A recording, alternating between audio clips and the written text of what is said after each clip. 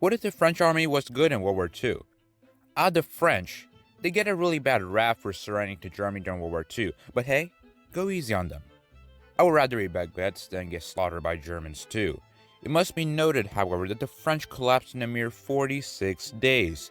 The world was shocked that such a apparently powerful Western nation could fall to the brunt of the German army, because let's face it, the French were seen as the military masters of Europe in those days. The French had a nice navy, one of the largest armies in the world at the time, and were by no means undersupplied. They had been ready for war since the First World War had devastated their nation, and yet the Germans, who relied mainly on horses to carry their artillery and moved on foot primarily, were able to inflict a crushing defeat on the French. What went wrong? And what if, in an alternate timeline, the French defeated the Germans at the outset and brought a hasty end to the European theater of the war? There were two main reasons why the French lost the battle. First, the demographics of France and Germany leaned heavily in Germany's favor by the time of 1940. During Napoleonic times, France had up to 1 in 5 of all people in Europe. This is why Napoleon was able to send army after army after army to the meat grinder. However, for some reason, French population growth began to falter in the 19th century and beyond. Germany, on the other hand, picked up speed even as vast numbers of Germans went to America and were slaughtered in the First World War. By the year 1939, there were 61 million Germans compared to 40 million French. Talk about outnumbered. However, demographics even wasn't the main issue here. Sure, there may have been slightly more Germans than French during the Battle of France, yet leadership was the main thing lacking. While the Germans invaded through the woods known as the Ardennes using tanks, which had been thought impossible by the French, and invaded with ferocity, the French leaders were shocked into indecisiveness, thinking that they could rely on their World War I tactics. The French thought that their Maginot Line was impenetrable, and any weak spots like the Ardennes were almost as impossible to cross, and if need be, could be defended using a pincer attack. The French, instead of all-out attacking, while the Germans were away fighting in Poland, sat around for most of the time in a so-called phony war in 1939, save for an occasional skirmish or two like the Saar Offensive. So even with the best weapons and a formidable reputation, the French lost to the Germans. The average French soldier was undeniably as courageous as his German counterpart, yet it was French leadership that doomed them in the end. I mean, the French were literally told by almost everyone that the German attack would come near the Meuse River at Sedan, but Maurice Gamelin, the guy in charge of the French forces, only lightly defended that region, even knowing the exact date of the German attack. He was slow and only moved several of his best men to face the Germans. He reportedly said that he would, quote, await events, which led to the destruction of most of the Allied Air Force while they were sitting ducks in Belgium. Instead of attacking German supply lines that were sitting out in the open, Gamelin used his remaining planes for a French advance and was quickly outflanked by panzer divisions. After Gamelin dundered and was removed, the guy who replaced him was even more incompetent. Maxime Weygand canceled some counterattacks Gamelin had ordered and therefore resulted in further loss. So as you can see, the quality of an army matters next to nil if no one commands it effectively. On the other hand, the Germans, who were only semi-motorized, were able to march to the sea due to the brilliant leadership that they had. Urban Rommel and Heinz Guderian moved faster than the high command wanted to, but they also achieved stunning victories beyond what the Germans thought about in their wildest dreams. So what should the point of divergence in this alternate timeline be? In order to provide the French with the maximum possible chance of victory, let's set the Germans where and when they could be hit the hardest, right after the start of the Second World War, right on their own turf. First of all, we gave General Maurice Gamelin a functioning brain. Let me tell you a little bit about France's finest military leader. Gamelin was actually respected as an intellectual before the war, even in Germany. However, some German generals rightfully predicted that Gamelin was predictable.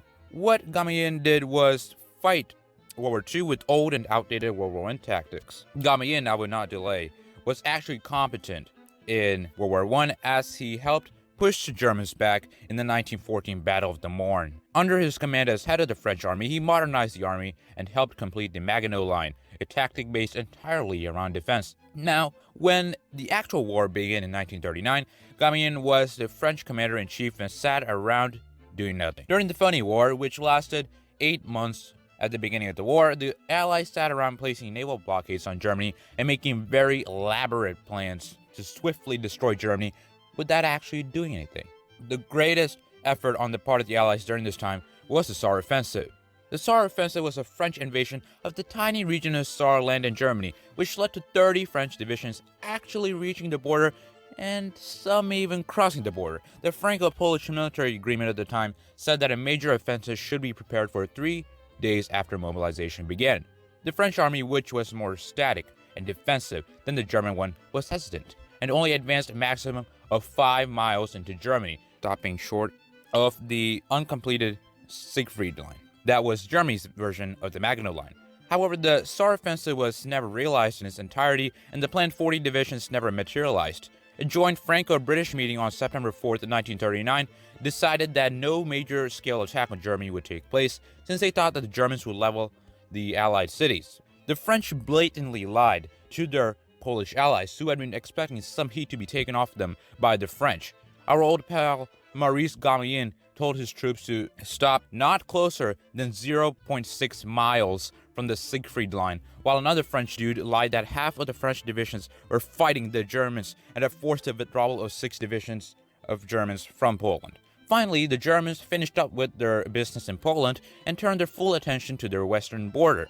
A skeleton force that the Germans had left near the border with France was replenished with troops from the Polish campaigns, and by September 21st, all of the French units were ordered back to the Maginot Line. Some French underlings like Henry Giraud were not happy with this move, as are most internet historians such as I today. This wasted chance was hastened by a repelled German counterattack on the 20th of September. 2,000 French casualties were the result of the brief Saar quote-unquote offensive. From 16 to 17 October, the Germans counterattacked and retook what scant territory had been taken by the French. The French had lost their chance, and now Germany could focus their full attention on France. In this alternate timeline, the Saar Offensive happens as planned.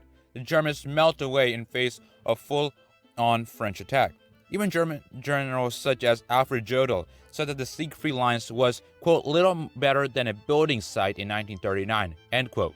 Field Marshal Gerd von Rundstedt laughed at the weak construction of the wall.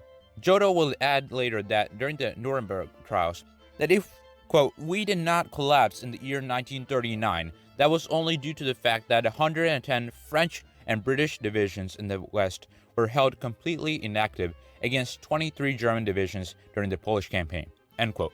Also, General Siegfried Westphal said that the Germans could have been defeated by the French in only 1 or 2 weeks had the French attacked in full force in September 1939.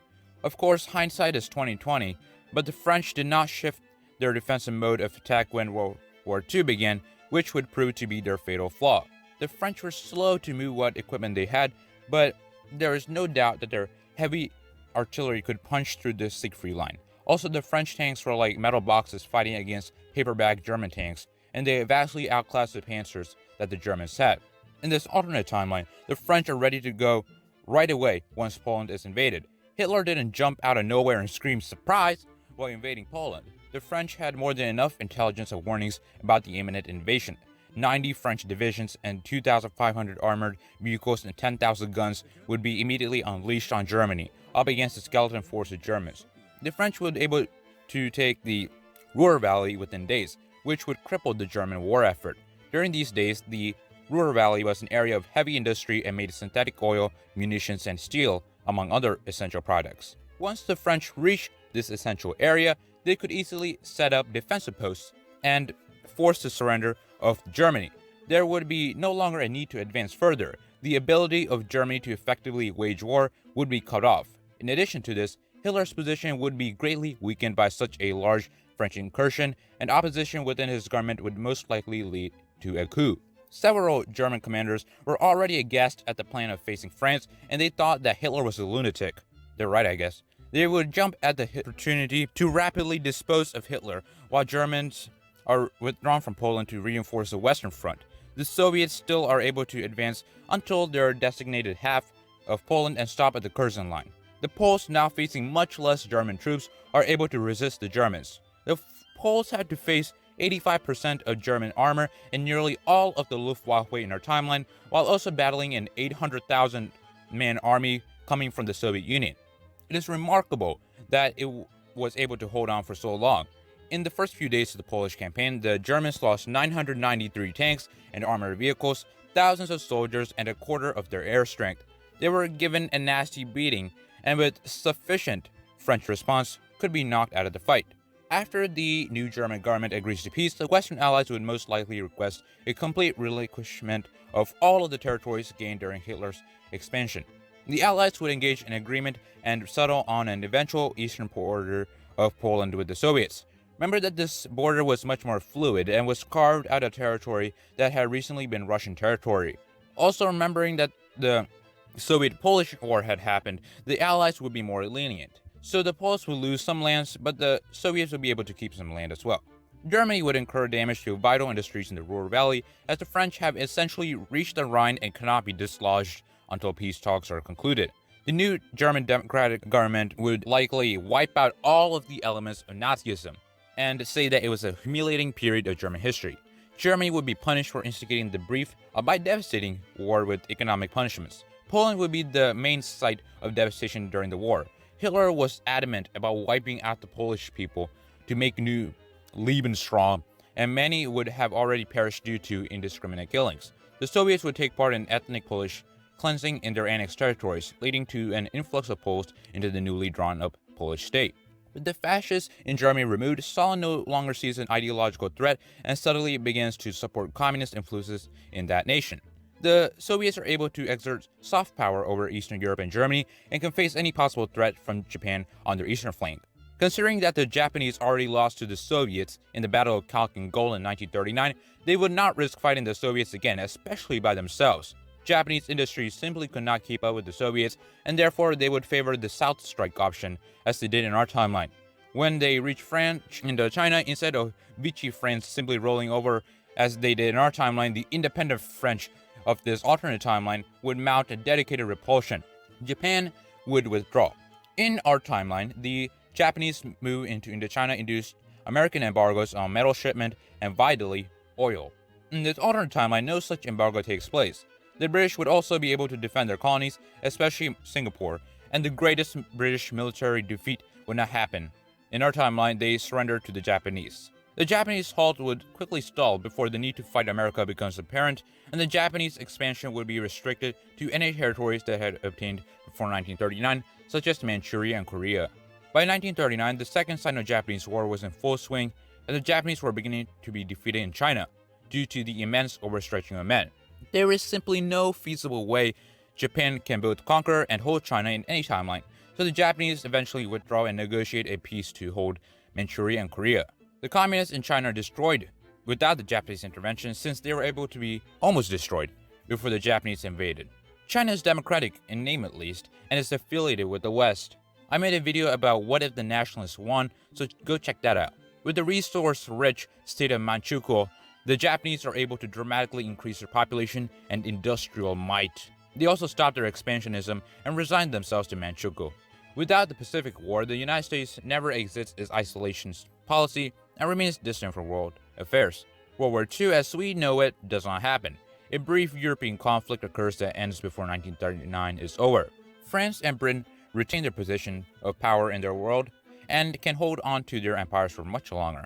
They will eventually have to relinquish their claims, especially as native populations boom and their hold on power grows increasingly tenuous. The United Nations is never formed, and a sense of political globalization does not take place in that sense. Europe would be much more powerful and vibrant without the mass devastation of the war.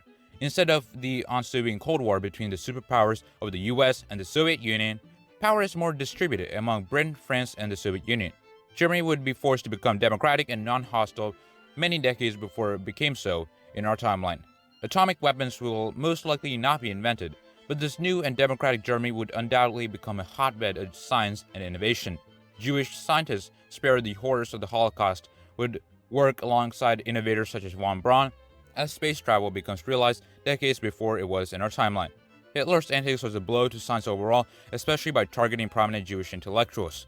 Technology in this alternate timeline is probably at least a decade ahead of where it is in our timeline, with less focus on weapons and much more on applied science. The Soviets would be in a much stronger position by not losing millions of people during a prolonged war with Germany. Overall, the world would be very different from what we're used to today. Thanks for watching, and make sure to subscribe for more great content. This is Scholar of the World, signing out.